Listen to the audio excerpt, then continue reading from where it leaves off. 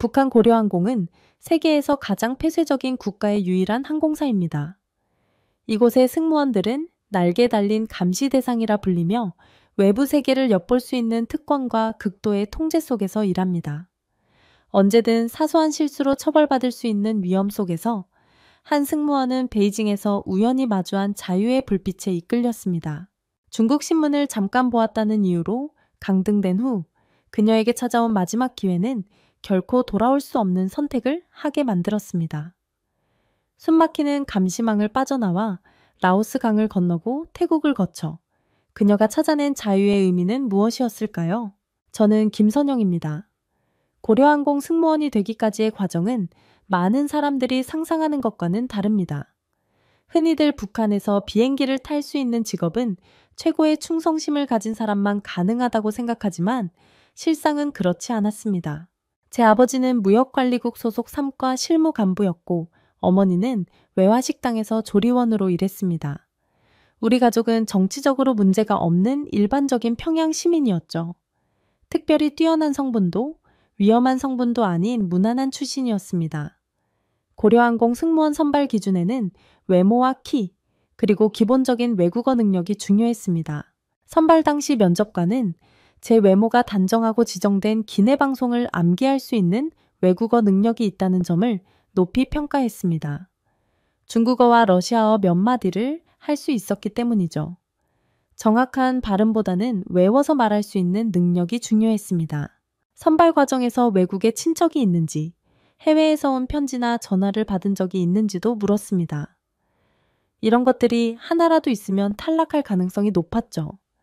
다행히 저는 해외 연고가 전혀 없었습니다. 고려항공 승무원이 된다는 것은 특권을 얻는다는 의미가 아니었습니다. 오히려 국가의 철저한 통제하에 움직이는 외화벌이 업무에 동원되는 것이었습니다. 우리는 곧 외국 방문객들에게 북한의 얼굴이 된다는 교육을 받았고 그만큼 엄격한 규율 속에서 살아야 했습니다. 훈련 기간은 6개월이었습니다. 기내 서비스보다 사상교육이 더 많았죠. 매일 아침 김일성, 김정일 교실을 외웠고 승무원으로서 갖춰야 할 태도와 국가 보위에 관한 내용을 반복해서 학습했습니다. 첫 비행을 앞두고 저는 매우 긴장했습니다. 항공기에 오르는 것보다 외국인을 마주하는 것이 더 두려웠습니다. 실수하면 어떻게 될지 알 수 없었기 때문입니다. 지도원은 승무원들에게 비행기를 타는 것은 영광이 아니라 외화벌이 업무다 라고 강조했습니다. 고려항공 승무원이 되고 나서야 알게 된 사실은 이 일이 자유와는 거리가 멀다는 점이었습니다. 매 비행마다 감시의 눈길이 있었고 모든 행동은 보고의 대상이었습니다. 비행을 마치고 돌아오면 승무원들끼리도 서로 감시하고 보고하는 체계가 있었습니다. 직업에 대한 자부심보다는 통제 속에서 살아가는 부담감이 컸습니다. 그럼에도 다른 직업에 비해 나은 점은 있었습니다. 비행 수당으로 받는 외화가 조금이나마 있었고 가끔 외국 과자나 화장품을 몰래 구경할 수 있는 기회가 있었기 때문입니다. 비행을 마치고 돌아오면 수첩에 그날의 상황과 특이사항을 기록해야 했습니다. 이것이 곧 보위부에 전달될 자료였기 때문에 항상 조심했습니다. 실수로 외국인과 눈을 마주치거나 필요 이상의 대화를 나누었다면 솔직히 보고해야 했습니다. 그렇지 않으면 다른 승무원의 보고로 문제가 될 수 있었기 때문입니다. 이렇게 저는 고려항공 승무원으로서의 생활을 시작했습니다. 하늘을 나는 직업은 자유롭게 보일지 모르지만 실상은 더 많은 감시와 통제 속에 있었습니다. 하지만 이것이 제가 앞으로 마주하게 될 더 큰 도전의 시작에 불과했다는 사실은 그때는 알지 못했습니다. 국제선 승무원으로 배정받은 것은 입사 2년 차였습니다. 처음에는 평양 선양 노선을 맡았지만 이후 평양에서 베이징, 평양에서 블라디보스토크 노선으로 확대되었습니다. 외국에 발을 디딜 수 있다는 것은 특별해 보이지만 실제로는 더 많은 통제와 감시가 따랐습니다. 국제선 비행 전날은 항상 특별 교육이 있었습니다.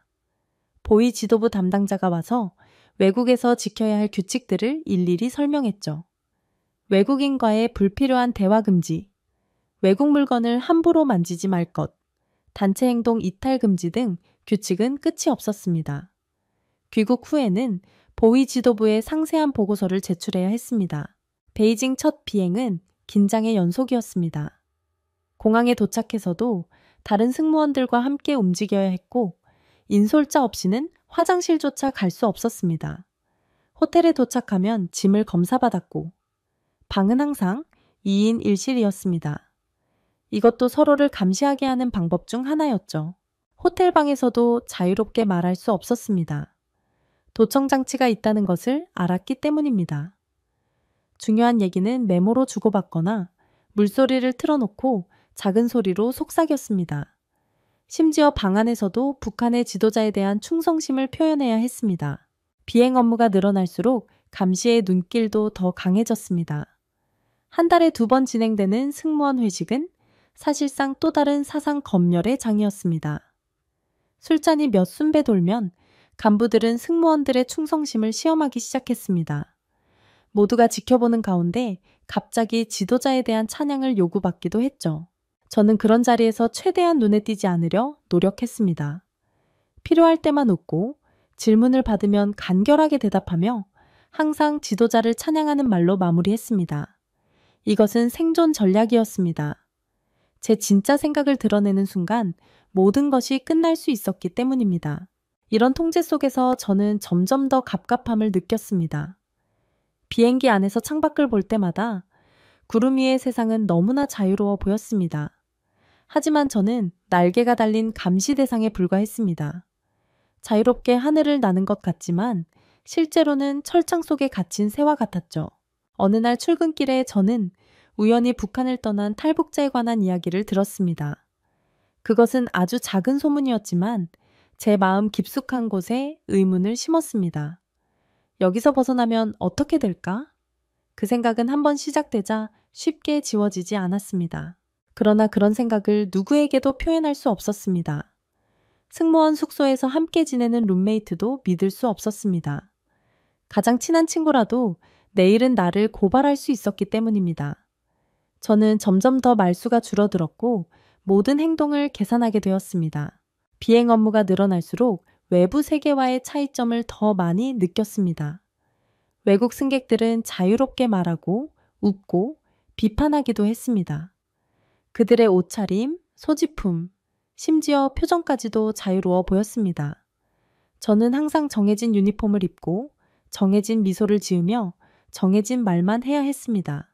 어느 날 베이징에서 돌아오는 비행기에서 저는 중국 신문을 슬쩍 보게 되었습니다. 승객이 두고 간 신문이었는데 잠깐이나마 글자라도 읽어보고 싶었습니다. 그러나 다른 승무원이 갑자기 나타나 신문을 빼앗고 저를 날카롭게 쳐다보았습니다. 그날 밤 저는 혹시 보고되지 않을까 걱정으로 잠을 이루지 못했습니다. 점점 더 저는 비행 자체보다 감시의 눈길을 피하는 데 에너지를 쏟게 되었습니다. 매일 아침 거울 앞에서 표정 연습을 했고 어떤 상황에서도 동요하지 않는 얼굴을 만들려고 노력했습니다. 감정을 드러내는 것은 위험했으니까요. 이런 통제 속에서도 저는 매번 국제선 비행을 자원했습니다. 답답한 현실을 잠시라도 벗어나고 싶었기 때문입니다. 비록 자유롭지는 않았지만 적어도 다른 세상을 볼 수 있었으니까요. 그리고 그 경험들은 제 마음속에 작은 씨앗을 심었습니다. 언젠가 이 모든 통제에서 벗어날 수 있을까 하는 희망의 씨앗을 말입니다.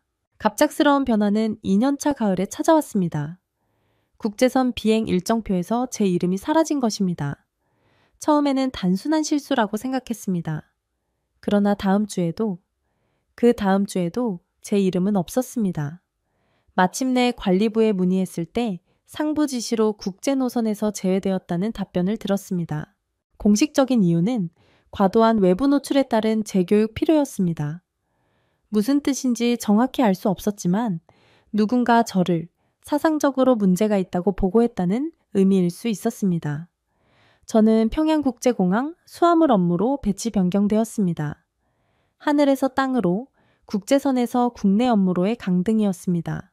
새로운 업무는 단조롭고 답답했습니다. 국제선 비행기에서 내린 승객들의 수화물을 확인하고 처리하는 일이었죠. 예전에는 그 비행기를 타고 다른 나라로 갔었는데 이제는 그저 지상에서 바라보기만 해야 했습니다. 매일 창문 너머로 이륙하는 비행기를 바라보며 가슴이 아팠습니다. 어느 날 라이라는 동료가 화장실에서 저에게 작은 쪽지를 건넸습니다. 조심해, 네가 베이징에서 중국 신문을 봤다는 보고가 올라갔어. 순간 온몸에 식은땀이 흘렀습니다. 그날 이후 저는 매일 출근길에 정치보위부에 끌려갈까 두려워했습니다. 아침마다 문소리에 놀라 잠에서 깼습니다. 부모님께도 상황이 알려졌습니다. 어머니는 저를 불러 조용히 말했습니다. 무슨 일이 있었는지 묻지 않을게. 그냥 조용히 살아라. 눈에 띄지 마. 어머니의 눈에는 두려움이 가득했습니다. 아버지는 더 말수가 줄어들었고 밤늦게 귀가하는 날이 많아졌습니다. 혹시 제 문제로 아버지까지 조사받고 있는 것은 아닐까 걱정됐습니다. 수화물 업무를 맡은 지 3달째. 저는 완전히 다른 사람이 되어 있었습니다. 웃음이 사라졌고 항상 주변을 경계했습니다. 매일 아침 정치학습 시간에 가장 열심히 필기했고 생활총화에서는 가장 먼저 자아비판을 자원했습니다. 어떻게든 의심을 거두고 다시 국제선으로 돌아가고 싶었기 때문입니다. 동시에 마음 한구석에서는 분노가 자라고 있었습니다. 아무런 잘못도 하지 않았는데 단지 신문을 잠깐 보았다는 이유로 이런 처벌을 받는 것이 이해되지 않았습니다. 하지만 그 분노를 표현할 곳은 없었습니다. 그저 삼켜야만 했죠. 어느 날 저는 공항 화장실 거울 앞에서 문득 제 모습을 보게 되었습니다. 어깨는 축 처져 있었고 눈에는 생기가 없었습니다. 그렇게 서서히 무너져가는 제 모습이 슬펐습니다. 이대로 계속 살아간다면 저는 완전히 다른 사람이 되어버릴 것 같았습니다. 그렇게 6개월이 지났을 때 예상치 못한 기회가 찾아왔습니다. 비행 일정표에 제 이름이 있었던 것입니다. 베이징행 비행기에 승무원으로 배정된 김미란 승무원이 갑자기 건강 문제로 비행을 할 수 없게 되었고 급히 대체 인원이 필요했습니다. 그리고 그 자리에 제가 선택된 것입니다. 처음에는 믿기지 않았습니다. 이것이 함정일지도 모른다는 의심도 들었습니다.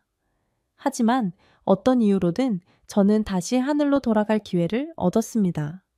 그 순간 저는 결심했습니다.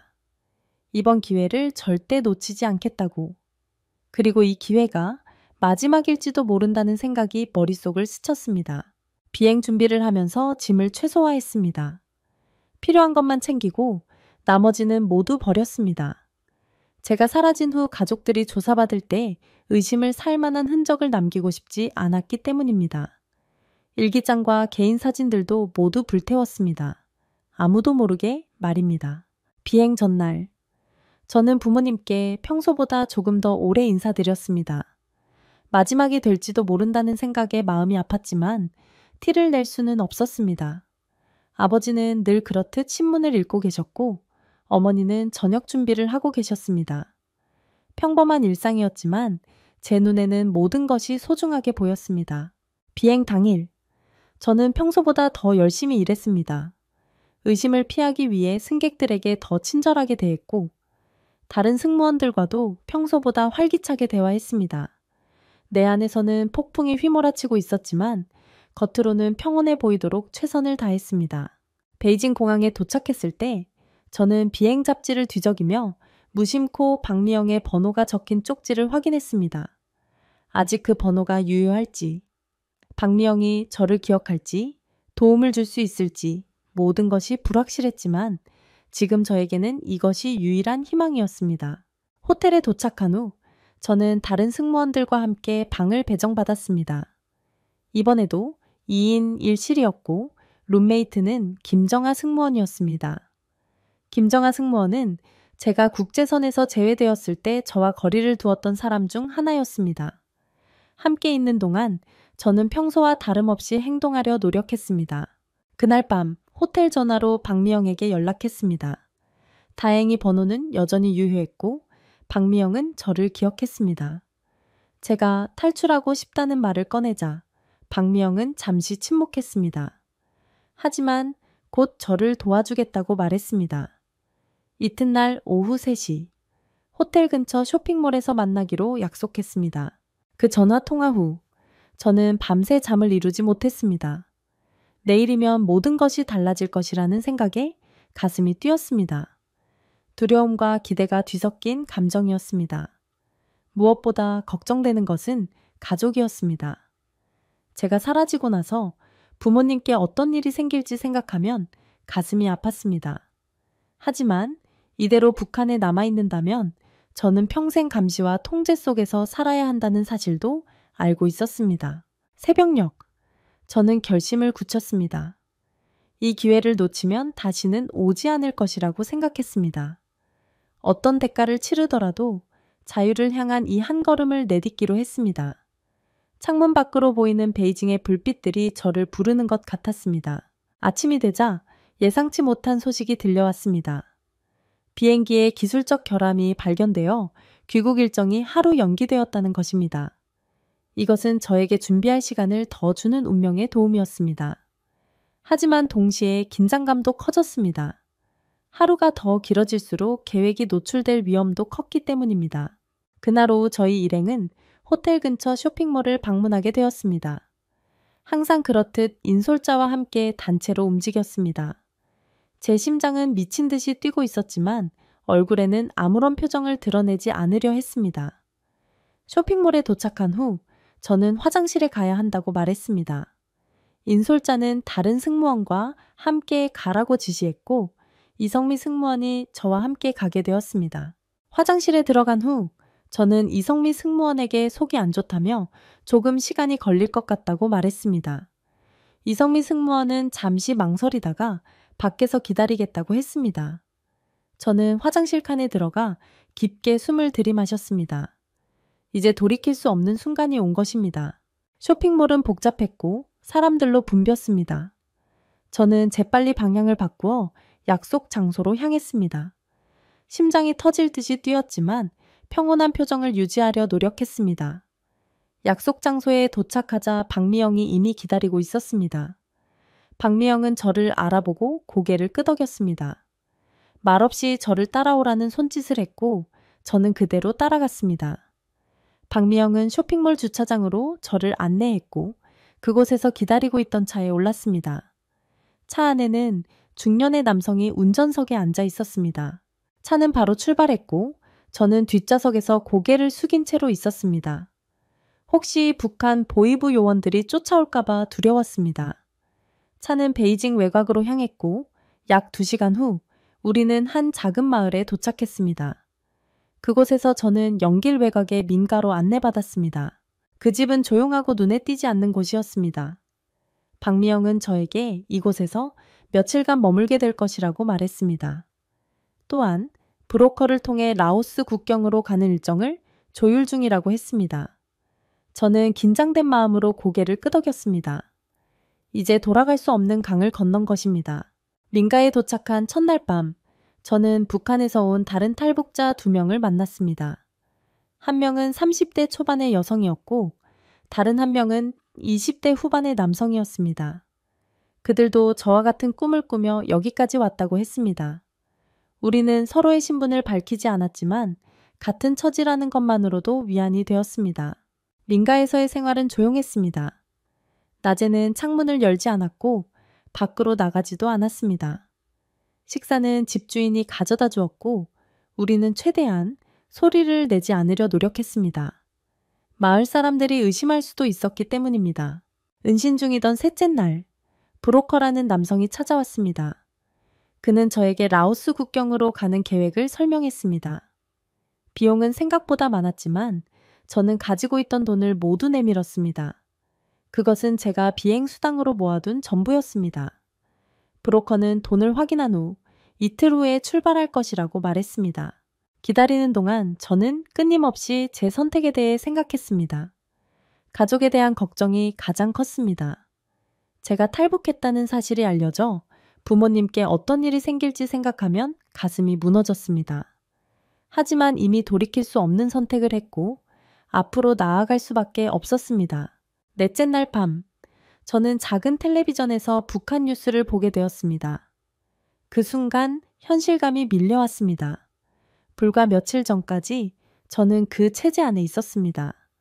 이제는 조국을 배반한 범죄자가 된 것입니다. 두려움과 후회가 밀려왔지만 자유를 향한 열망이 더 컸습니다. 다섯째 날 새벽, 브로커가 우리를 깨웠습니다. 출발 시간이 되었다는 것입니다. 우리는 서둘러 짐을 챙겼고 준비된 차에 올랐습니다. 차는 국경 지역으로 향했고 우리는 거의 말을 하지 않았습니다. 모두가 긴장한 상태였기 때문입니다. 국경 근처에 도착했을 때는 이미 해가 지고 있었습니다. 브로커는 우리에게 야간에 강을 건널 것이라고 말했습니다. 그때까지 숨어서 기다려야 했습니다. 저는 작은 창고 안에서 다른 탈북자들과 함께 기다렸습니다. 밖에서는 비가 내리기 시작했고 그것은 우리에게 유리하게 작용했습니다. 비로 인해 경비의 시야가 제한될 테니까요. 밤 11시경, 브로커가 다시 나타났습니다. 이제 움직일 시간이라고 말했습니다. 우리는 어둠 속에서 강가로 향했고 그곳에는 작은 배 한 척이 기다리고 있었습니다. 순간 저는 망설였습니다. 이 강을 건너면 정말로 돌아갈 수 없다는 생각 때문이었습니다. 하지만 뒤에서 기다리는 다른 탈북자들을 생각하며 저는 용기를 내어 배에 올랐습니다. 배는 강을 천천히 건넜고 약 30분 후 우리는 라오스 영토에 발을 디뎠습니다. 그러나 안심하기에는 이르다는 것을 알고 있었습니다. 아직 수많은 위험이 남아 있었습니다. 브로커는 우리를 숲속으로 안내했고 그곳에서 또 다른 차를 타고 내륙으로 향했습니다. 새벽녘, 우리는 작은 마을에 도착했습니다. 브로커는 이곳에서 하루 쉬었다가 태국 국경으로 향할 것이라고 말했습니다. 허름한 숙소에 들어가자마자 저는 침대에 쓰러졌습니다. 며칠 동안의 긴장감이 한꺼번에 풀리면서 깊은 잠에 빠졌습니다. 다음날 아침, 갑작스러운 소음에 잠에서 깼습니다. 문이 열리고 라오스 경찰들이 들어왔습니다. 브로커는 보이지 않았고 우리 탈북자들만 방에 남아 있었습니다. 저는 순간 패닉에 빠졌습니다. 북한으로 강제 송환될까봐 두려움에 떨었습니다. 경찰들은 우리의 신분증을 요구했지만 우리에게는 아무것도 없었습니다. 저는 용기를 내어 한국행 희망 탈북자라고 말했습니다. 이것은 브로커가 만약의 경우를 대비해 가르쳐준 말이었습니다. 다행히 경찰 중 한 명이 고개를 끄덕였고 우리를 경찰서로 데려갔습니다. 경찰서에서 저는 유엔 난민기구에 연락해달라고 요청했습니다. 라오스 경찰은 처음에는 의심스러운 눈빛으로 보았지만 결국 유엔 기관에 연락을 취했습니다. 그렇게 하루를 경찰서에서 보냈고 다음 날 유엔 관계자가 찾아왔습니다. 유엔 관계자와의 면담에서 저는 북한에서의 삶과 탈북 이유를 설명했습니다. 면담 후 관계자는 우리를 태국으로 이동시킬 준비를 하겠다고 말했습니다. 태국은 탈북자들을 북한으로 송환하지 않는 국가 중 하나였습니다. 이틀 후 저희는 유엔의 도움으로 태국 국경을 넘었습니다. 국경에서 태국 이민국 직원들이 우리를 맞이했고 방콕 외곽의 이민국 수용소로 안내했습니다. 수용소는 생각보다 열악했습니다. 좁은 공간에 많은 사람들이 모여 있었고 더위와 습기에 적응하기 어려웠습니다. 수용소에서 저는 다른 탈북자들을 만났습니다. 다양한 배경과 사연을 가진 사람들이었지만 모두 자유를 찾아 북한을 떠났다는 공통점이 있었습니다. 그들 중에는 몇 년간 중국에서 숨어 지내다 온 사람들도 있었고 저처럼 최근에 탈북한 사람들도 있었습니다. 수용소 생활은 하루하루가 도전이었습니다. 식사는 하루 3번 제공되었지만 양이 적었고 화장실과 샤워 시설도 부족했습니다. 하지만 이곳에서 느낀 자유는 북한에서는 상상할 수 없는 것이었습니다. 아무도 저를 감시하지 않았고 자유롭게 대화할 수 있었습니다. 일주일 후 한국 대사관 직원이 수용소를 방문했습니다. 저를 포함한 탈북자들은 한 명씩 면담을 진행했습니다. 면담에서 저는 다시 한번 제 신분과 탈북 경로를 설명했습니다. 직원은 제 이야기를 경청한 후 한국 입국 절차를 안내해 주었습니다. 하지만 모든 과정이 끝나기까지는 시간이 걸렸습니다. 서류 처리와 심사, 한국 정부의 승인까지 약 3주가 소요되었습니다. 그 기간 동안 저는 수용소에서 기다려야 했습니다.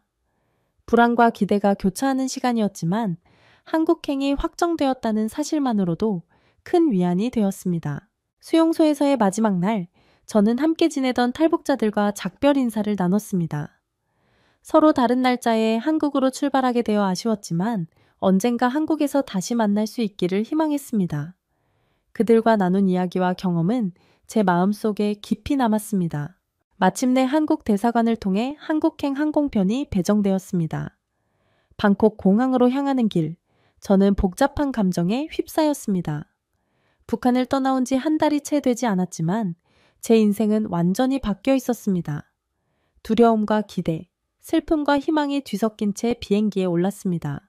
비행기가 이륙하는 순간 창밖으로 태국의 풍경이 작아지는 것을 바라봤습니다. 이제 저는 정말로 새로운 삶을 시작하는 것입니다. 고려항공 승무원으로 타던 비행기와는 전혀 다른 의미의 비행이었습니다. 이 비행기는 저를 자유로 이끄는 비행기였으니까요. 한국행 비행 중 저는 이제 어떤 삶이 기다리고 있을지 상상했습니다. 언어는 같지만 전혀 다른 사회에서 적응할 수 있을지, 어떤 일을 하며 살아갈지, 그리고 무엇보다 북한에 두고 온 가족들은 어떻게 될지 걱정이 되었습니다. 하지만 이제 돌이킬 수 없음을 알았고 앞으로 나아갈 수밖에 없었습니다. 비행기가 인천공항에 착륙했을 때 저는 깊은 숨을 들이마셨습니다. 창문 너머로 보이는 한국의 밤 풍경은 낯설면서도 묘하게 친숙했습니다. 이곳이 제가 새 삶을 시작할 곳이라는 생각에 가슴이 뛰었습니다. 비행기에서 내리는 순간 저는 자유의 첫 발걸음을 내딛었습니다. 인천공항에 도착한 후 저는 일반 입국 심사대가 아닌 별도의 통로로 안내받았습니다. 국가정보원 직원들이 저를 맞이했고 곧바로 하나원 입소 전 보호센터로 이동했습니다. 그곳에서 저는 신원 확인과 기본적인 건강검진을 받았습니다. 처음 마주한 한국 사회는 북한과는 천지 차이였습니다. 보호센터에서의 조사는 일주일 정도 지속되었습니다. 저는 북한에서의 생활, 특히 고려항공 승무원으로서의 경험과 탈북 경로에 대해 상세히 진술해야 했습니다. 조사관들은 제 이야기에 특별한 관심을 보였습니다. 항공업계에서 일했던 탈북자가 많지 않았기 때문입니다. 조사가 끝난 후 저는 하나원으로 이동했습니다. 하나원은 탈북민들의 한국 사회 적응을 돕는 교육시설입니다. 저는 그곳에서 3개월 동안 한국 사회의 기본적인 이해부터 실질적인 생활 기술까지 다양한 교육을 받았습니다. 컴퓨터 사용법, 은행 이용 방법, 대중교통 이용 등 북한에서는 경험할 수 없었던 많은 것들을 배웠습니다. 하나원에서 가장 어려웠던 것은 심리적 적응이었습니다. 탈북 과정에서의 트라우마와 북한에 두고 온 가족에 대한 걱정, 그리고 새로운 사회에 대한 불안감이 저를 괴롭혔습니다. 심리 상담사와의 정기적인 면담은 이런 불안감을 조금이나마 덜어주었지만 완전히 사라지지는 않았습니다. 하나원에서 만난 다른 탈북민들의 이야기를 들으며 용기를 얻기도 했습니다. 그들 중 많은 이들이 저보다 더 힘든 과정을 거쳐왔지만 한국 사회에 적응하며 새 삶을 살고 있었습니다. 그들의 경험담은 저에게 큰 위안과 희망이 되었습니다. 하나원을 수료한 후 저는 인천의 한 관광호텔에서 룸 정리 보조로 일을 시작했습니다. 북한과 한국의 호텔 시스템은 완전히 달랐지만 고객 서비스에 대한 기본 개념은 비슷했습니다. 처음에는 용어와 시스템에 적응하느라 힘들었지만 동료들의 도움으로 조금씩 익숙해졌습니다. 일을 시작하고 3개월 후 저는 같은 호텔의 관광 안내 사무보조직으로 자리를 옮겼습니다. 외국어 능력이 인정받아 기회를 얻은 것입니다. 비록 단순한 업무였지만 제 경험과 능력을 조금이나마 활용할 수 있어 만족스러웠습니다. 한국 생활에서 가장 놀라웠던 것은 선택의 자유였습니다. 북한에서는 모든 것이 국가에 의해 결정되었지만 한국에서는 제가 스스로 결정할 수 있었습니다. 어떤 옷을 입을지, 무엇을 먹을지, 어디에 살지, 어떤 직업을 가질지 모든 것이 제 선택이었습니다. 그 자유는 때로 부담스럽기도 했지만 동시에 가장 값진 것이기도 했습니다. 적응 과정에서 많은 어려움도 있었습니다. 문화적 차이, 언어 장벽, 그리고 탈북민에 대한 편견은 제가 넘어야 할 산이었습니다. 특히 북한 억양이 남아있어 대화할 때마다 출신을 드러내게 되는 것이 가장 힘들었습니다. 그럴 때마다 저는 제 선택을 후회하지 않는다고 스스로를 다독였습니다. 자유로운 한국 사회에서 가장 큰 변화는 제 생각과 의견을 자유롭게 표현할 수 있다는 점이었습니다. 북한에서는 항상 감시와 통제 속에서 진짜 생각을 숨겨야 했지만 한국에서는 제 의견을 말할 수 있었습니다. 처음에는 두렵고 낯설었지만 점차 그 자유를 누리는 법을 배웠습니다. 때때로 북한에 두고 온 가족들이 생각나 밤잠을 이루지 못할 때가 있었습니다. 그들이 저 때문에 어떤 처벌을 받고 있을지, 지금은 어떻게 지내고 있을지 걱정이 되었습니다. 하지만 제가 할 수 있는 것은 열심히 살아가는 것 뿐이었습니다. 언젠가 그들에게도 자유의 기회가 오기를 소망하며 말입니다. 북한의 장마당은 이제 단순한 시장이 아닌 체제의 균열을 보여주는 창고가 되었습니다. 고난의 행군 시기 국가 배급이 끊기자 스스로 생존을 찾아야 했던 장마당 세대. 이들은 어릴 때부터 당의 교육과 현실 사이의 괴리를 몸소 체험하며 자랐습니다. 중국산 제품을 팔며 접한 외부 세계의 이야기는 이들에게 충격으로 다가왔습니다. 중국은 밤에도 전기가 들어와 사람들이 배고픔을 모른대. 이런 소문들은 의문을 품게 했습니다. 왜 우리만 이렇게 살아야 하는가? 단속반의 뇌물 요구, 제대로 치료받지 못해 죽어가는 가족들, 생존을 위해 흥정하던 사람들이 결국 자유를 찾아 목숨을 걸고 두만강을 건너는 이유는 무엇일까요? 한국에 도착한 장마당 세대의 충격적인 증언을 지금 시작합니다. 저는 함경북도 회령에서 태어난 김미경입니다. 태어났을 때는 고난의 행군이 한창이었죠. 배고픔이 일상이었던 시절, 저희 가족도 예외는 아니었습니다. 어머니는 장마당에서 중국에서 들여온 옷과 생필품을 팔았어요. 아버지는 지방 공장에서 일했지만 공장이 제대로 돌아가지 않아 월급은 거의 받지 못했습니다. 그래서 우리 가족의 생계는 전적으로 어머니의 장사에 달려 있었죠. 어린 시절부터 저는 장마당의 분위기에 익숙했어요. 10살 무렵부터 어머니를 도와 물건을 팔았습니다. 미경아, 이것 좀 들고 있어. 손님 오면 이렇게 말하는 거야. 어머니의 가르침으로 저는 자연스럽게 흥정하는 법과 돈의 중요성을 배웠죠. 학교에서는 당과 수령님에 대한 충성을 배웠지만 집에 돌아오면 현실은 달랐어요. 배급은 끊긴 지 오래고 살아남으려면 각자 노력해야 했습니다. 장마당은 단순한 시장이 아니었어요. 그곳은 정보가 오가는 곳이기도 했습니다. 저쪽 동네는 전기가 들어온대. 중국에서 들여온 라디오가 있대. 이런 소문들이 끊임없이 흘러다녔죠. 어떤 날은 단속반이 갑자기 들이닥쳐 장사를 못하게 할 때도 있었어요. 그럴 때마다 어머니는 재빨리 물건을 챙겨 피했고 저도 어머니를 따라 뛰었습니다. 단속반이 가고 나면 다시 자리를 잡고 장사를 계속했죠. 그게 우리의 일상이었어요. 15살 때 처음으로 성공적인 거래를 했던 날을 아직도 기억합니다. 어머니가 잠시 자리를 비운 사이 한 손님이 왔어요. 저는 어머니가 가르쳐준 대로 가격을 불렀고 결국 더 높은 가격에 물건을 팔았죠. 어머니가 돌아와서 그 소식을 들었을 때 그 자랑스러운 미소를 저는 잊을 수 없어요. 우리 미경이 장사 수완이 있구나. 그날 저는 처음으로 제가 가족의 생계에 도움이 된다는 느낌을 받았습니다. 장마당 세대로 자란다는 것은 항상 두 가지 삶을 사는 것과 같았어요. 하나는 공식적인 북한 사회의 일원으로서의 삶, 또 하나는 생존을 위해 규칙을 때로는 어기며 살아가는 삶이었죠. 이런 이중적인 환경은 저를 포함한 많은 또래들에게 깊은 영향을 미쳤습니다. 우리는 말과 행동을 조심하는 법, 필요할 때 거짓말을 하는 법, 그리고 무엇보다 자신만을 믿는 법을 배웠어요. 고등학교 시절 저는 이미 장마당의 모든 규칙을 알고 있었습니다. 어떤 물건이 잘 팔리는지, 언제 단속이 심해지는지, 누구에게 뇌물을 줘야 하는지까지요. 어머니는 제가 대학에 가길 바랐지만 우리 가정 형편으로는 불가능했어요. 하지만 현실을 받아들였습니다.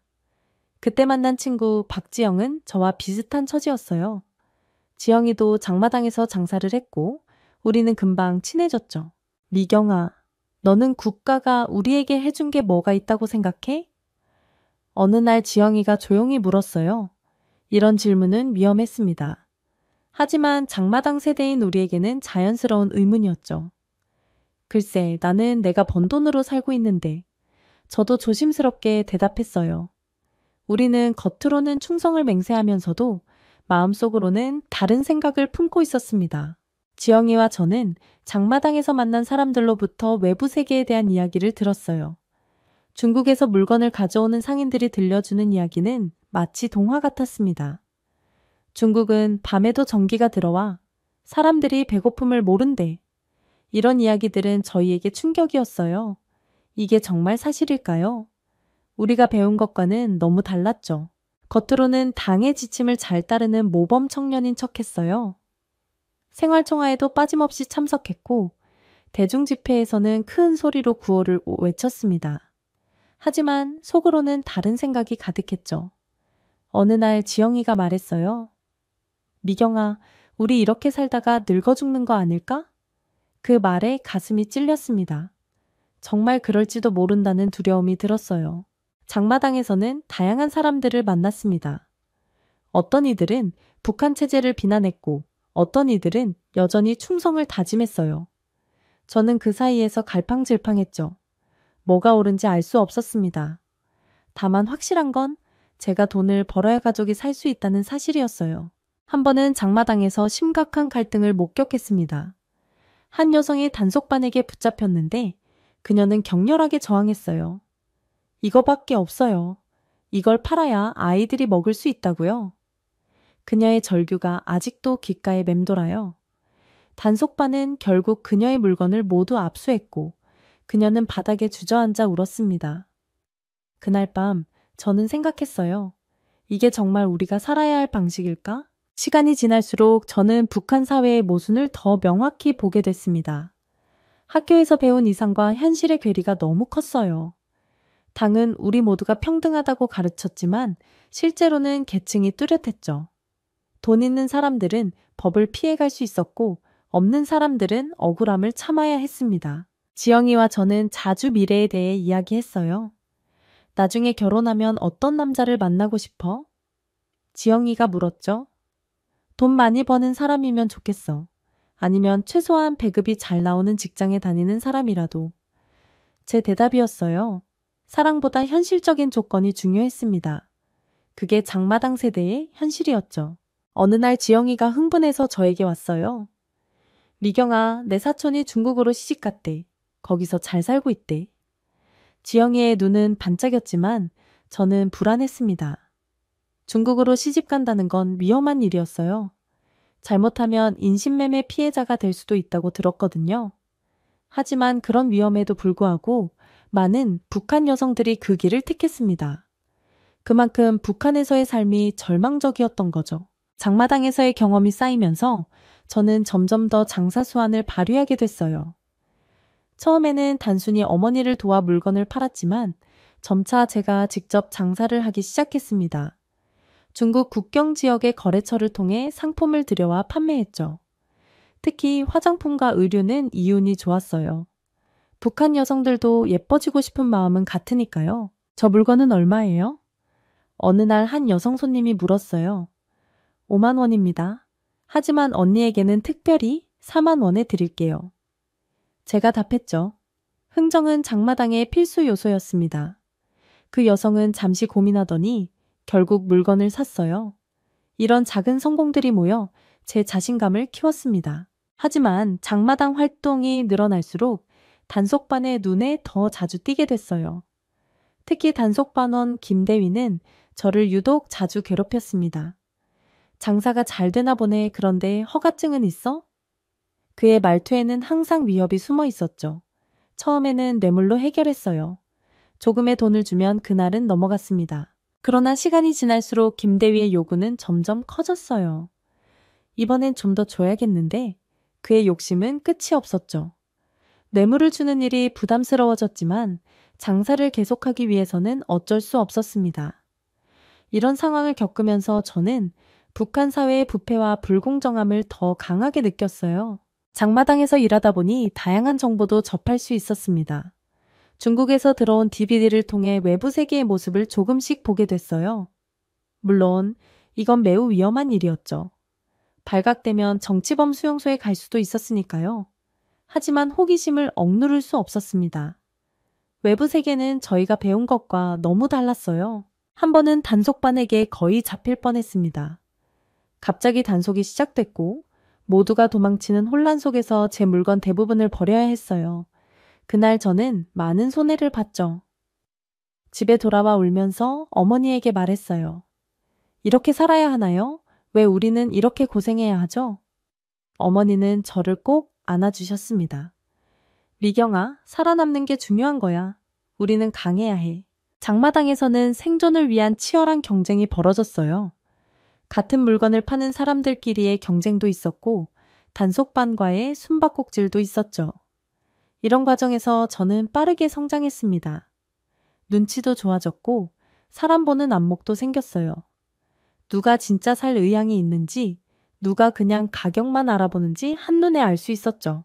어느 날 장마당에서 한 젊은 여성이 무너지듯 쓰러졌어요. 사람들이 모여들었고 그녀가 며칠째 굶었다는 사실이 밝혀졌습니다. 저는 제가 가진 음식을 나눠주었어요. 그녀의 감사한 눈빛이 지금도 생생합니다. 그날 저는 생각했어요. 이게 우리의 현실이다. 국가는 우리를 책임져 주지 않았고 우리는 서로 의지할 수밖에 없었죠. 밤에는 종종 단전이 돼서 아무것도 볼 수 없었어요. 그럴 때면 어둠 속에서 생각에 잠겼습니다. 이게 정말 제가 원하는 삶일까요? 어떻게 하면 더 나은 삶을 살 수 있을까? 이런 질문들이 계속 머릿속을 맴돌았어요. 답을 찾기 어려웠지만 한 가지는 확실했습니다. 현재의 삶보다는 더 나은 무언가가 있을 거라는 희망이었죠. 장마당에서 번 돈으로 저희 가족은 그럭저럭 살아갈 수 있었어요. 하지만 그것만으로는 부족했습니다. 저는 더 많은 것을 원했어요. 자유롭게 말하고 생각하고 살아갈 수 있는 세상을 꿈꿨죠. 그런 세상이 정말 존재할까요? 저는 그럴 거라고 믿고 싶었습니다. 어머니가 갑자기 심각한 폐렴에 걸렸을 때 저희 가족은 큰 위기를 맞았어요. 병원에 갔지만 약이 없다고 했습니다. 돈을 내면 약을 구할 수 있을지도 모릅니다. 의사의 말에 저는 가진 돈을 모두 썼지만 그마저도 충분하지 않았죠. 어머니의 상태는 날이 갈수록 악화됐어요. 그 시기에 국제 제재가 강화되면서 중국과의 무역도 어려워졌습니다. 장마당에 물건이 줄어들었고 가격은 치솟았어요. 저희 같은 장사꾼들은 더 적은 물건으로 더 많은 돈을 벌어야 했죠. 경쟁은 더 치열해졌고 단속도 더 심해졌습니다. 하루하루가 생존을 위한 싸움이었어요. 단속반원 김대위는 이런 상황을 이용해 더 자주 저를 괴롭혔습니다. 요즘 장사가 어렵지? 내가 도와줄 수도 있는데. 그의 말에는 항상 다른 의도가 숨어 있었어요. 어느 날 그는 노골적으로 저에게 부적절한 제안을 했습니다. 나랑 잘 지내면 단속 걱정 없이 장사할 수 있어. 저는 그 자리에서 도망쳤지만 그 후로 김대위의 괴롭힘은 더 심해졌어요. 어머니의 병세가 악화되는 동안 저는 어머니에게 필요한 약을 구하기 위해 안간힘을 썼습니다. 장마당에서 만난 한 노인으로부터 중국산 약을 구할 수 있다는 말을 들었어요. 하지만 그 가격은 저희 가족의 몇 달치 생활비와 맞먹었죠. 저는 밤낮 없이 일했지만 필요한 돈을 모으기는 너무 어려웠습니다. 이 시기에 친구 지영이가 중국으로 결혼한다는 소식을 들었어요. 미경아, 나 중국 사람이랑 결혼하기로 했어. 지영이의 말에 저는 충격을 받았습니다. 인신매매일 가능성이 높았지만 지영이는 이미 결심한 것 같았어요. 여기보단 나을 거야. 적어도 굶지는 않겠지. 지영이의 말에 가슴이 아팠습니다. 얼마 후 지영이는 중국 국경을 넘었고 그 후로 소식이 끊겼어요. 소문에 의하면 지영이는 인신매매 피해자가 되었다고 했습니다. 이 소식을 들었을 때 저는 한동안 밤에 잠을 이루지 못했어요. 어머니의 상태는 점점 더 나빠졌습니다. 구한 약도 효과가 없었어요.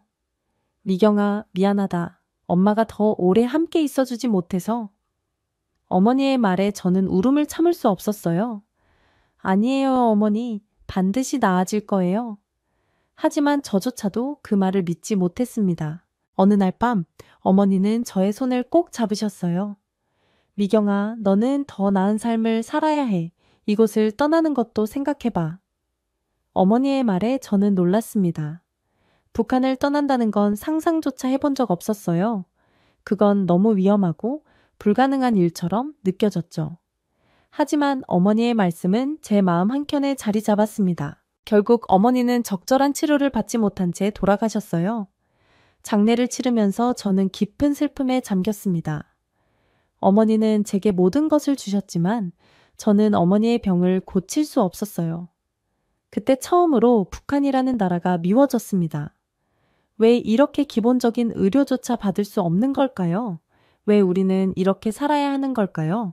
어머니의 장례 후 저는 깊은 절망에 빠졌어요. 더 이상 북한에 남아있을 이유가 없다고 느꼈습니다. 아버지는 이미 몇 년 전에 돌아가셨고 남은 가족도 없었어요. 저는 어머니의 마지막 말씀을 떠올렸습니다. 이곳을 떠나는 것도 생각해봐.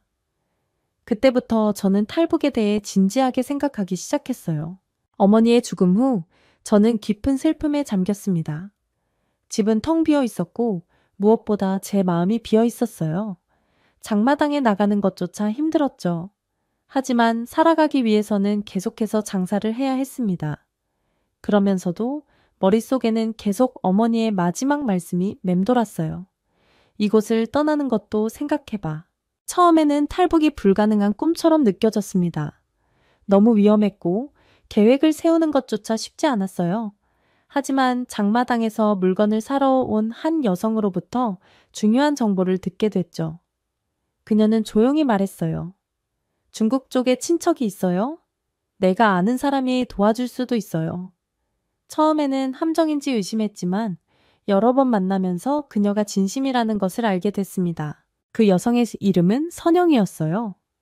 선영의 사촌이 이미 탈북에 성공해 한국에 정착했다고 했습니다. 그쪽에서 연락이 왔어요. 도움을 줄 수 있대요. 선영이의 말에 제 심장은 빠르게 뛰었어요. 정말 가능한 일일까요? 너무 위험하지 않을까요? 하지만 북한에 남아있는 것보다 더 나쁠 순 없을 것 같았습니다. 탈북을 결심하기까지만은 고민이 있었어요. 실패하면 정치범 수용 소행이었고 최악의 경우 죽음을 맞을 수도 있었죠. 하지만 지금 이대로 살아간다면 어떨까요?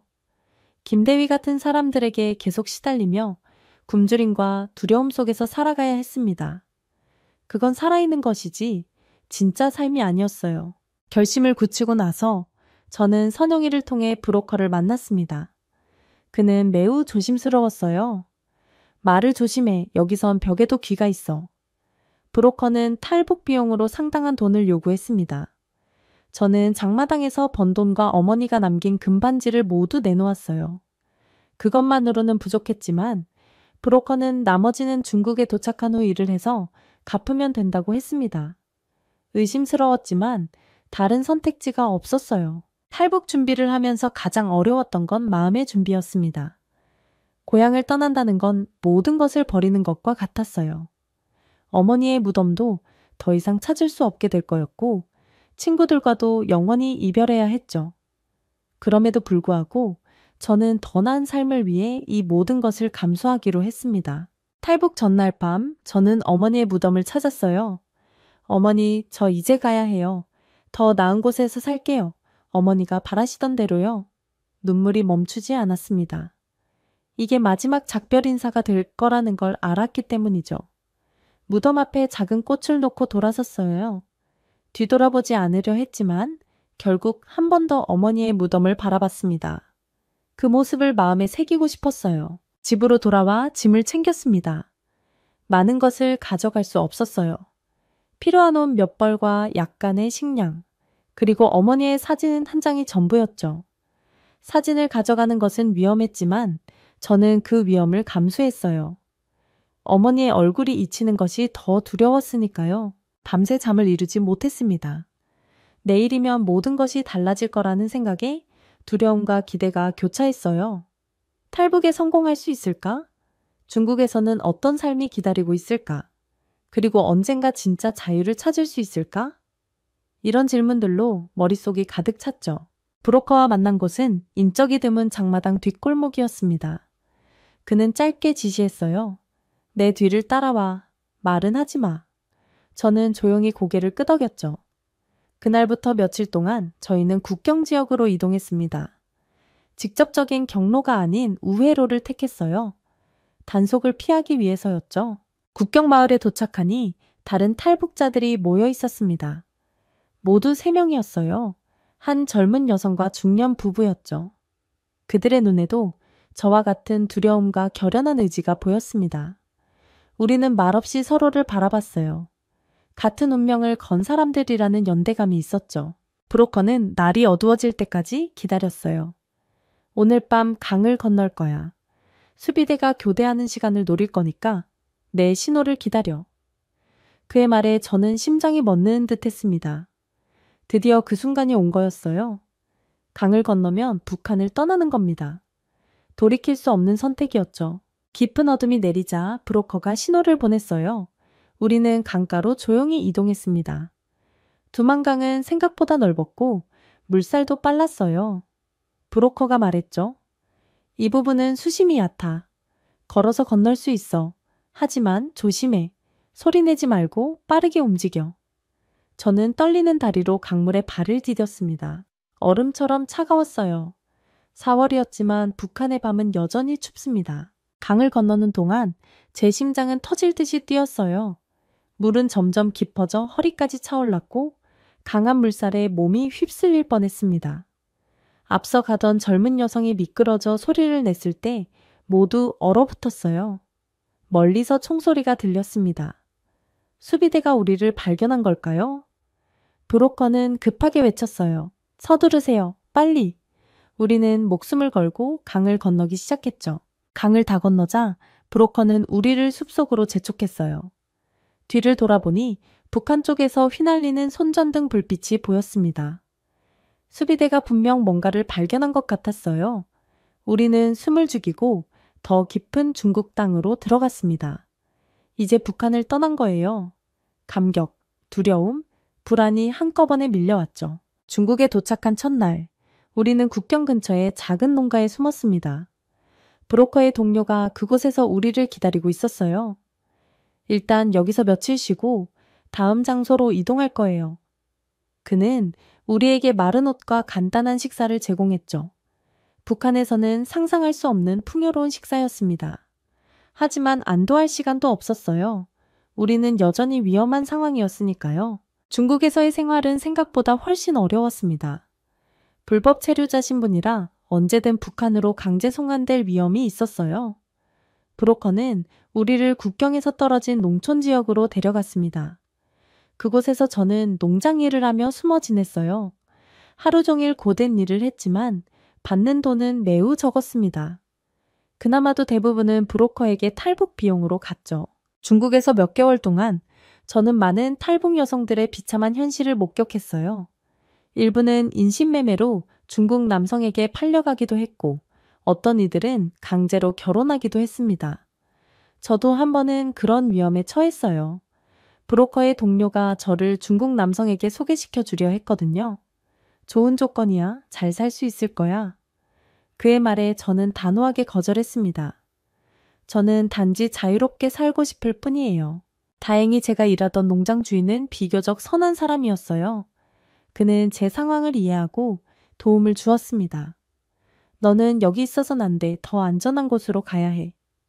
그는 저에게 다른 브로커를 소개해줬어요. 그 브로커는 탈북자들을 라오스와 태국을 거쳐 한국으로 데려가는 일을 했죠. 새로운 탈출 계획을 세우는데 몇 개월이 걸렸습니다. 그동안 저는 농장에서 열심히 일하며 필요한 돈을 모았어요. 밤에는 항상 경찰 단속을 두려워했죠. 중국 경찰에게 발각되면 바로 북한으로 송환될 테니까요. 하지만 이제 돌아갈 수는 없었습니다. 앞으로만 나아갈 수 있었어요. 드디어 준비가 끝나고 저는 다른 탈북자들과 함께 중국 남부로 향했습니다. 그곳에서 라오스 국경을 넘기로 했어요. 여정은 매우 위험했죠. 버스와 기차를 번갈아 타며 경찰의 검문을 피해 이동했습니다. 한 번은 검문에 걸릴 뻔했어요. 심장이 터질 것 같았죠. 하지만 다행히 브로커의 기지로 위기를 넘겼습니다. 라오스 국경을 넘는 것은 두만강을 건너는 것보다 더 어려웠어요. 정글을 통과해야 했고 독사나 야생동물의 위험도 있었습니다. 한 탈북자가 뱀에 물려 고열에 시달리기도 했어요. 그를 두고 갈 수는 없었죠. 모두가 번갈아 그를 업고 가며 힘겹게 국경을 넘었습니다. 라오스에 도착한 후에도 안심할 수 없었어요. 여전히 북한으로 송환될 위험이 있었거든요. 우리는 태국 국경을 향해 계속 이동했습니다. 태국에 도착하면 유엔 난민기구의 보호를 받을 수 있다고 들었어요. 그것만이 저희의 희망이었죠. 마침내 태국에 도착했을 때 여기까지 오는데 거의 1년이 걸렸습니다. 많은 위험과 고난을 겪었지만 이제 자유에 한 걸음 더 가까워졌다는 느낌이 들었어요. 태국 경찰에 자수한 후 저희는 난민 캠프로 이송됐습니다. 그곳에서 한국 대사관에 망명을 신청했죠. 태국의 난민 캠프에서 약 3개월을 보낸 후 저는 드디어 한국행 비행기에 올랐습니다. 비행기 창문 밖으로 구름 위의 세상을 보며 이 모든 것이 꿈인지 현실인지 분간이 안 됐어요. 제가 정말 자유를 향해 가고 있는 건가요?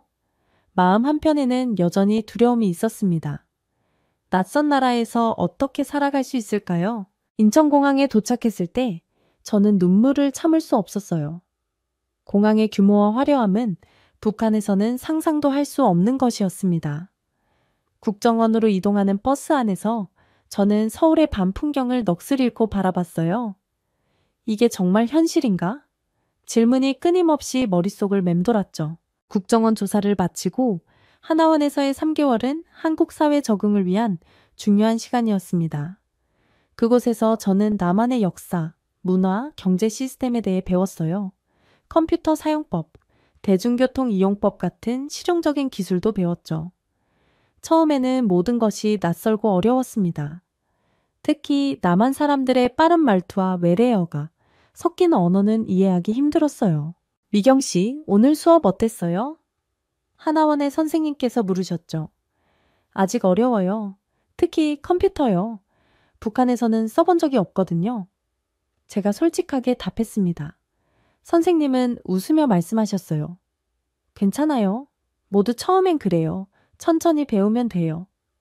그 말에 저는 조금 안심했죠. 하나원에서 만난 다른 탈북민들과의 교류도 큰 도움이 됐습니다. 그들 중에는 저보다 먼저 한국에 온 사람들도 있었어요. 그들은 자신들의 경험을 나누며 저를 위로해 주었죠. 처음엔 모두 힘들어. 하지만 시간이 지나면 적응할 거야. 그 말이 제게 큰 힘이 됐습니다. 하나원을 나온 후 저는 정부에서 제공하는 임대주택에서 살기 시작했어요. 작은 원룸이었지만 제게는 그곳이 천국 같았습니다. 제 생에 처음으로 혼자만의 공간이 생긴 거였어요. 무엇보다 전기가 24시간 들어왔고 따뜻한 물이 나왔죠. 북한에서는 상상도 할 수 없었던 편안함이었습니다. 정부 지원으로 저는 미용 기술을 배우기 시작했어요. 처음에는 한국식 미용 용어와 도구들이 낯설었지만 점차 익숙해졌습니다. 장마당에서 단련된 적응력이 여기서도 도움이 됐어요. 미용학원 선생님은 제가 손재주가 좋다며 칭찬해 주셨죠. 미경 씨는 감각이 있네요. 열심히 하면 좋은 미용사가 될 수 있을 거예요. 그러나 한국 생활이 모두 순탄했던 건 아닙니다. 저의 북한 억양 때문에 종종 차별을 경험하기도 했어요. 한 번은 가게에서 물건을 사려는데 점원이 제 말투를 듣고 이상한 눈으로 쳐다봤죠. 어디서 오셨어요? 그의 질문에 저는 어떻게 대답해야 할지 몰랐습니다. 북한에서 왔다고 말하면 어떤 반응이 돌아올지 두려웠어요. 하지만 시간이 지날수록 저는 조금씩 한국 생활에 적응해 갔습니다. 미용 기술을 배우면서 만난 친구들 덕분에 적응할 수 있었어요. 특히 이수미라는 친구는 저에게 많은 도움을 주었습니다. 수미는 저를 자신의 집에 초대해 한국 음식을 가르쳐 주기도 했죠. 미경아, 이건 김치찌개야. 북한에도 비슷한 게 있지? 수미의 질문에 저는 웃으며 대답했어요. 하지만 양념이 덜 들어가. 한국에 온 지 1년이 지났을 무렵 저는 미용실에서 보조로 일하기 시작했습니다. 처음으로 제 힘으로 번 돈으로 생활하게 된 것이죠. 월급날에 받은 봉투를 들고 저는 행복하게 웃었어요. 이건 단순한 돈이 아니라 제 자유와 독립의 증표였으니까요. 지금 저는 작은 미용실에서 스태프로 일하며 조금씩 저축을 하고 있습니다. 언젠가 제 가게를 열 날을 위해서요. 제 삶은 여전히 완벽하지 않아요. 여전히 북한 억양이 남아있고 가끔은 한국 사회에서 이방인처럼 느껴질 때도 있습니다. 하지만 그럼에도 불구하고 저는 제 선택을 후회하지 않아요. 이곳에서 저는 진정한 의미의 삶을 살고 있으니까요. 북한에서는 단지 생존했다면 이제 저는 살아가고 있습니다. 종종 밤하늘의 별을 보며 생각해요. 북한에 있는 사람들도 같은 별을 보고 있겠죠? 언젠가 그들도 자유를 찾아 이 땅에 올 수 있기를 바랍니다. 그때까지 저는 제자리에서 열심히 살며 그들을 맞이할 준비를 할 거예요. 그들에게 말해주고 싶어요. 여기서는 우리가 정말로 자유롭게 살 수 있어요. 두려워하지 마세요. 희망을 잃지 마세요. 북한의 한 가정집, 한 여성이 온몸을 피가 나도록 문지르며 샤워를 하고 있습니다. 그녀의 몸은 이미 빨갛게 달아올랐고 눈에서는 눈물이 흐르고 있습니다. 이후 그녀는 비밀 모임에 초대되어 탈북을 도모하게 되고 마침내 목숨을 걸고 탈북에 성공해 한국에 도착하자마자 주저앉아 절규를 했다고 합니다. 대체 이 여성에게는 무슨 일이 있었던 걸까요? 안녕하세요. 저는 서혜성입니다. 한때 평안북도 신의주 장마당에서 중국 화장품과 옷을 팔아가며 살아가던 평범한 여성이었습니다. 물론 지금은 자유의 땅 한국에서 살고 있지만 이런 삶은 북한에 있을 때는 상상조차 할 수 없었어요. 특히 여성의 몸으로 말이죠. 새벽 5시 7일 같은 어둠 속에서 저는 매일 발걸음을 재촉했습니다. 신의주 장마당으로 향하는 길은 늘 이렇게 시작됐죠. 어둠 속에서도 익숙한 발소리들이 여기저기서 들려왔습니다. 저처럼 좋은 자리를 차지하려 서두르는 여성들의 발소리였어요. 매일 아침 김경숙 언니가 저를 위해 자리를 맡아주었습니다. 저희는 서로 도움을 주고받는 사이였어요. 언니가 건네는 따뜻한 옥수수차는 얼어붙은 제 손을 녹여주곤 했습니다. 서로 돕지 않으면 살아남을 수 없는 곳이 바로 신의주의 장마당이었습니다. 하지만 그때는 몰랐습니다. 제 인생이 완전히 무너지게 될 것이라는 걸 말이죠. 지난주부터 제 친구 윤미가 보이지 않았어요. 경숙 언니가 작은 목소리로 알려주었습니다. 말끝을 흐리는 언니의 목소리에 등줄기가 서늘해졌습니다. 장마당을 휘어잡으려는 잡배들의 얘기였습니다. 그들 때문에 석 달 사이에 사라진 여자들이 벌써 12명이나 되었습니다. 모두 저처럼 젊고 혼자 사는 여자들이었어요. 처음엔 그저 소문이었습니다. 이제는 달랐어요. 바로 옆에서 일하던 사람들이 하나둘 사라지고 있으니까요. 경숙 언니의 속삭임이 귓가에 맴돌았습니다. 젊은 여자 혼자 장사하는 것이 요즘 위험하다고, 특히 제가 예쁘게 생겼기 때문에 더 조심해야 한다고요. 얼마 전 옆 구역에서 장사하던 25살 여자아이가 실종됐다는 소식이 들려왔습니다. 일주일 만에 돌아왔다고 했지만 다시는 장마당에 나오지 않았어요. 하지만 그렇다고 장사를 그만둘 수는 없었습니다.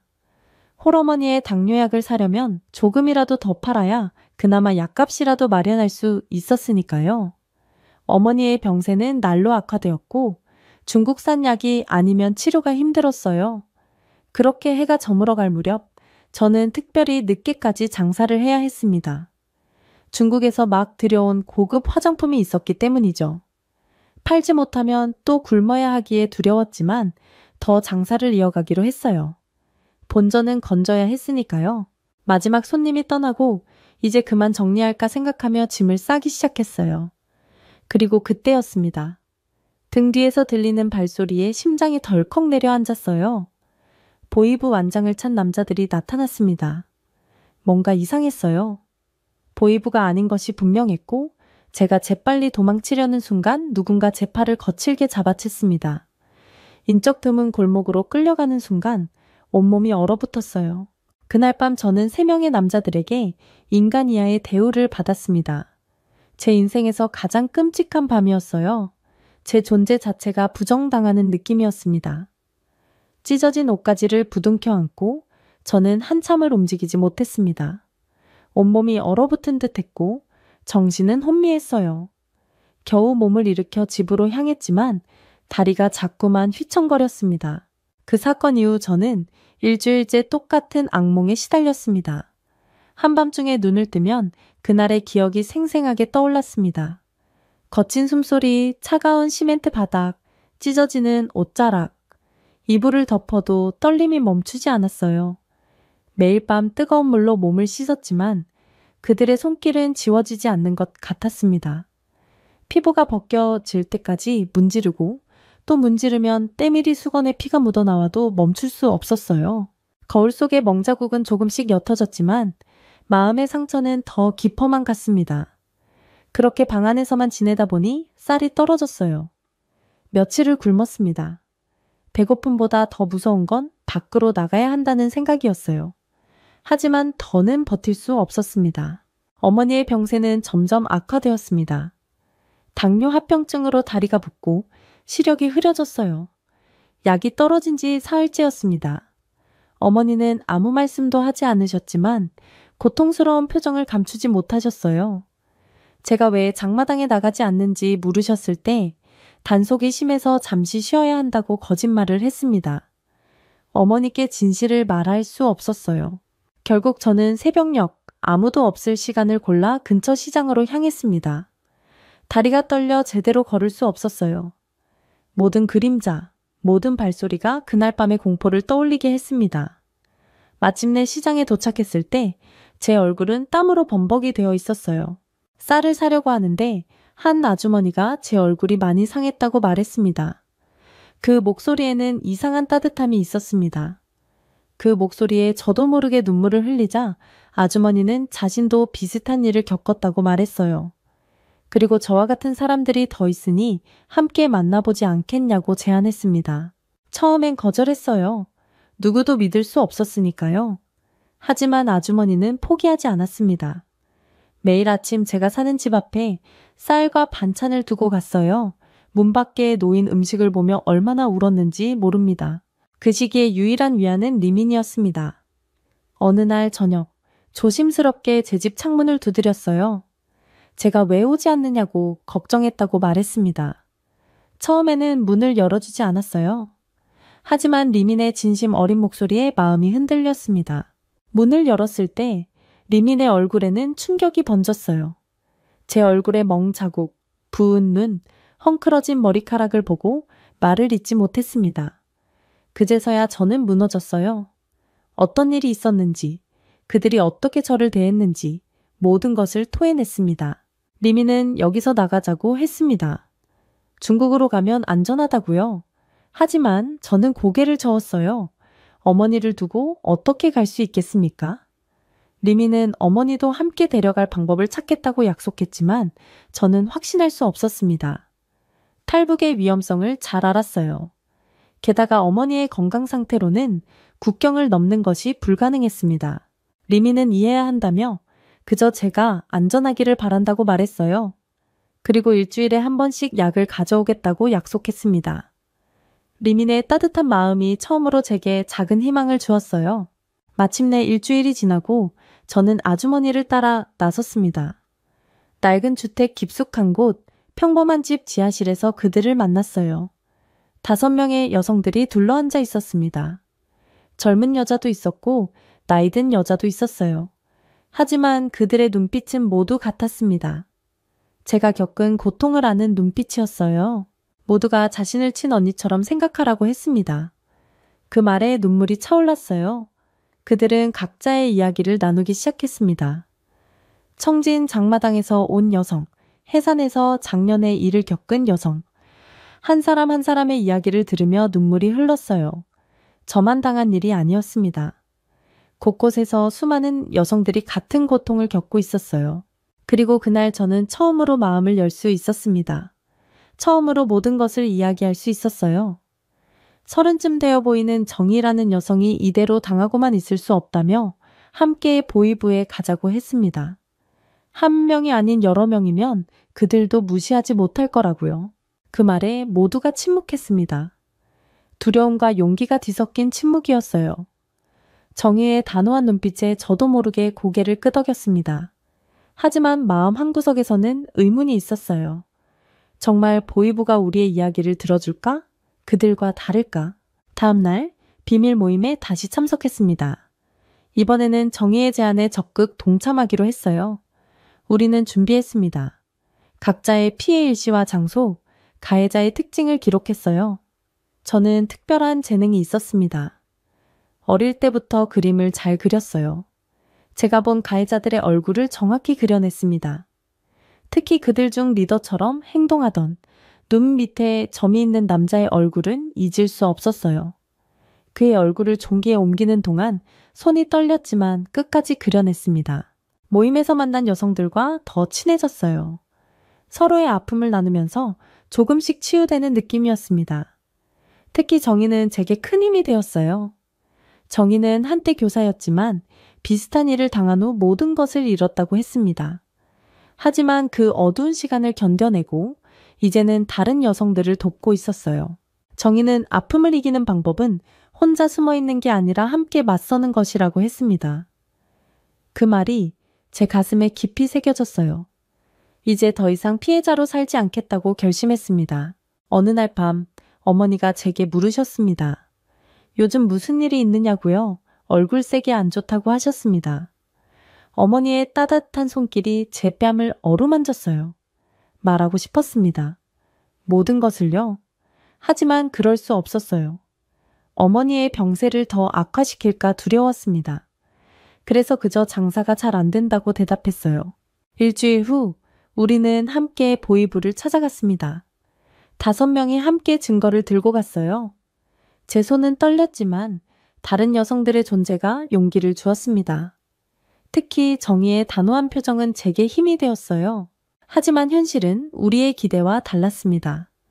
보이부 간부는 우리의 증언을 들으려 하지 않았어요. 오히려 집단 망상이라며 비웃었습니다.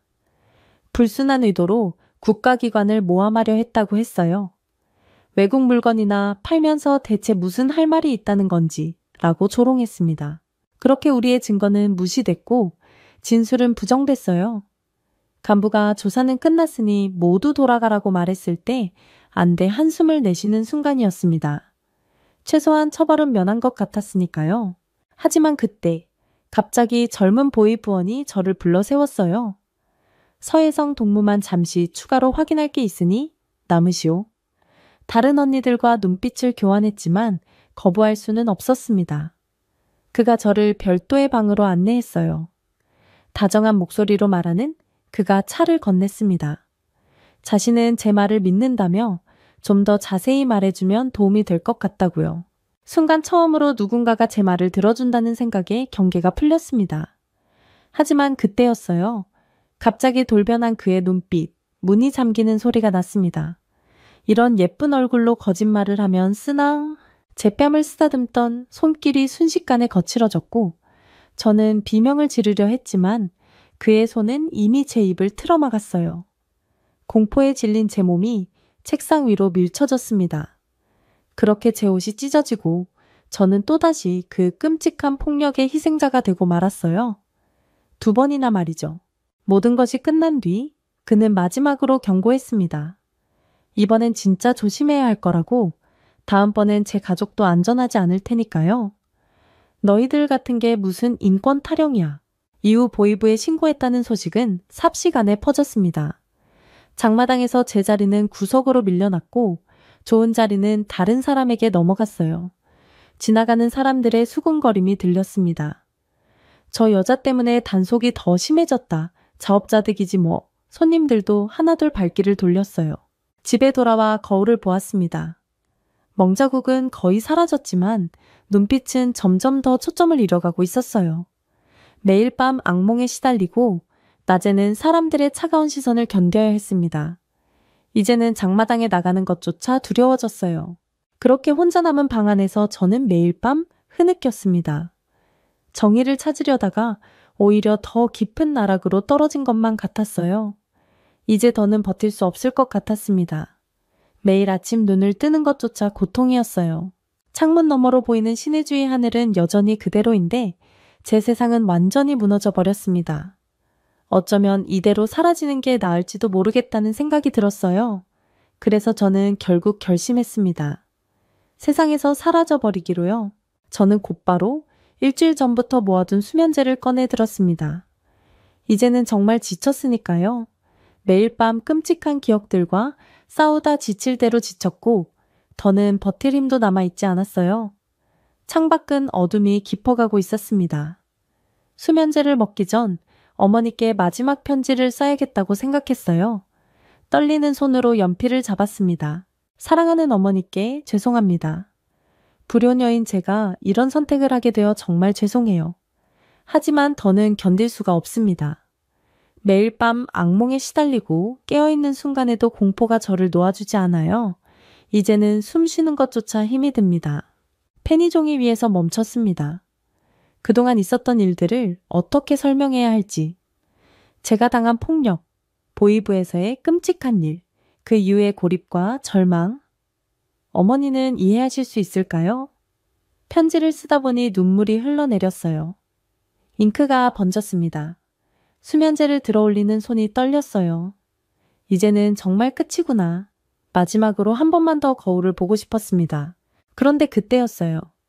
갑작스러운 노크 소리에 손이 멈췄습니다. 정희의 목소리였어요. 정희와 다른 언니들의 목소리가 들렸습니다. 피해자 모임에서 만났던 언니들이었어요. 하지만 문을 열 수는 없었습니다. 저는 이미 결심한 상태였으니까요. 하지만 그들은 포기하지 않았습니다. 정희의 애원하는 목소리가 마음을 흔들었어요. 결국 저는 한참을 망설이다 문을 열었습니다. 그 순간 정희가 저를 꼭 안아주었어요. 이런, 대체 무슨 짓을 하려던 거야? 책상 위에 놓인 수면제와 편지를 본 정희의 눈에 눈물이 고였습니다. 정희는 수면제를 치웠고 다른 언니들은 저를 안아주었어요. 그들의 따뜻한 손길에 저도 모르게 흐느끼기 시작했습니다. 정희는 제게 다른 선택지가 있다고 했습니다. 바로 탈북이었어요. 이 지옥 같은 곳을 벗어나는 것이었습니다. 순간 숨이 멎는 것 같았어요. 그 위험한 선택을 하자는 거였습니다. 정희는 이미 루트도 알아봤고 중국의 브로커와 연락이 닿은 상태라고 했어요. 비용도 어느 정도 모아두었고 우리 셋이서 함께 가면 더 안전할 거라고 했습니다. 하지만 망설이는 제게 경숙 언니가 말했어요. 여기 남아서 죽기보다는 낫지 않냐고. 적어도 희망이라도 있지 않느냐고요. 그 말에 고개를 들어보니 모두의 눈에 결연한 의지가 서려 있었습니다. 그리고 그날 밤 우리는 밤새 이야기를 나눴어요. 탈북 계획, 준비해야 할 것들, 위험성, 모든 것을 꼼꼼히 따져보았습니다. 새벽이 되어서야 결심이 섰어요. 죽음을 무릅쓰고 자유를 찾아 나서기로 했습니다. 그것이 제 삶의 가장 큰 전환점이 될 줄은 그때는 몰랐어요. 하지만 그 전에 해야 할 일이 하나 있었습니다. 바로 어머니였어요. 결국 저는 어머니께 모든 걸 털어놓기로 했습니다. 어머니 앞에 무릎을 꿇고 앉았을 때 제 심장은 터질 듯이 뛰었어요. 어머니는 제 얼굴에 멍자국을 보자마자 눈물을 흘리셨습니다. 제가 그동안 겪었던 일들을 하나하나 이야기하는 동안 어머니의 손이 떨리고 있었어요. 어머니는 저를 꼭 안아주셨습니다. 그리고 제 입에서 나온 말은 스스로도 믿기지 않았어요.